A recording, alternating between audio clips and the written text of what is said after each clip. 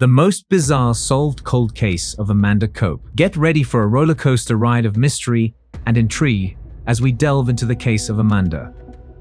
Today, we delve into a disturbing case that shook the small town of Rock Hill, South Carolina.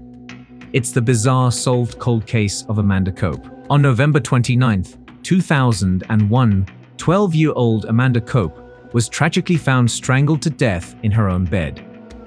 Her father, Billy Cope, was the one who discovered her lifeless body. As the police arrived to investigate, they were met with a scene that raised more questions than answers. Who could have committed such a heinous act against a sweet, innocent child? Join us as we unravel this perplexing case and uncover the shocking truth behind one of the most bizarre solved cold cases in recent history. On November 29, 2001, a devoted Christian family in Rock Hill, South Carolina experienced a tragic event. Billy Cope, the father of 3 girls, woke up in the middle of the night and knew something was wrong in the house. The hall light was on, which he had turned off before going to bed. His wife, Mary Sue, was at her overnight job, leaving Billy and his 3 daughters at home. Amanda, the oldest at 12 years old, and her sister Jessica, 11, were still awake, finishing their homework. The youngest, Kyla, had gone to bed earlier. As Billy checked on his daughters, he found that Amanda's door was shut, but the younger girl's bedroom was open, and they were asleep. He assumed that Amanda had turned on the hall light, and he went back to bed. Billy had a strange dream about the rapture, where he saw Amanda being taken, and he was left behind. When he tried to wake up Amanda in the morning, he found her body lifeless on her bed, with bruises and signs of strangulation. The police suspected Billy, as there were no signs of forced entry into the home, and his previous record of neglecting his children.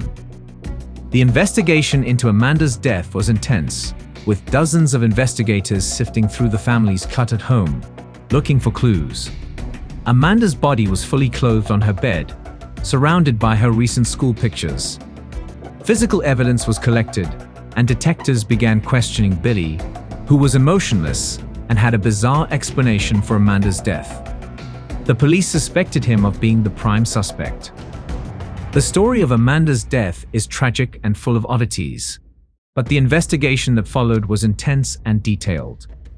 The police collected physical evidence and dug deep into Billy's background, ultimately leading them to him as the prime suspect.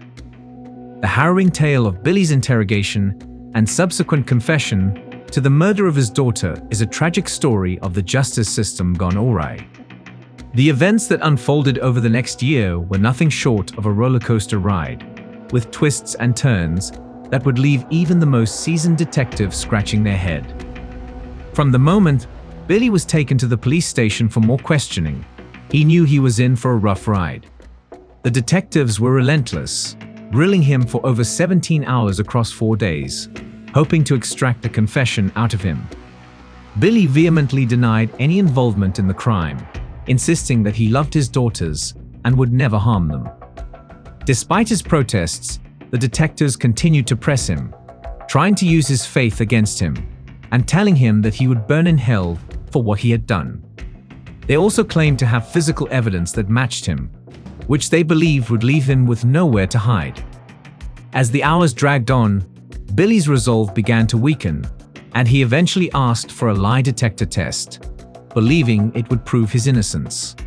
However, the test only served to incriminate him further, and he was devastated when he was told he had failed. Eventually, under the pressure of the interrogation, Billy broke down and confessed to the murder of his daughter. But his confession was far from clear-cut, and over the course of the next few days, he gave 4 different versions of events, none of which aligned with the evidence at the crime scene. Despite this, the detectives accepted his confession as the truth, even though they believed Billy to be severely mentally disturbed. The case seemed to be closed, and Billy was sent to prison with no bond or any form of bail. However, a year after the murder, Billy began to retract his confessions and protest his innocence once again. Phil Beatty, a private attorney from Rock Hill, was charged with fighting Billy's case in court, and he was shocked by what he discovered.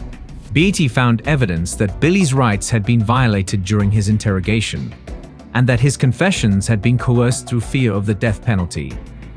Despite the fact that the confessions had been written and signed, Beatty believed he could still fight for Billy's innocence. In an unexpected turn of events, Beatty was contacted by the prosecutor's office, who asked for a meeting. It was here that he learned of a new suspect in the case, someone who had never been investigated or even considered by the police. Thanks to Beatty's tireless efforts, the truth was finally revealed, and Billy was exonerated of all charges. It was a bittersweet victory, as nothing could bring back his daughter, but at least he was free to live the rest of his life, knowing that justice had been served. The story of Billy's wrongful conviction is a stark reminder of the flaws in our justice system, and the importance of ensuring that all defendants are treated fairly and with respect. It also highlights the critical role that attorneys like Phil Beatty play in fighting for justice and protecting the rights of the accused.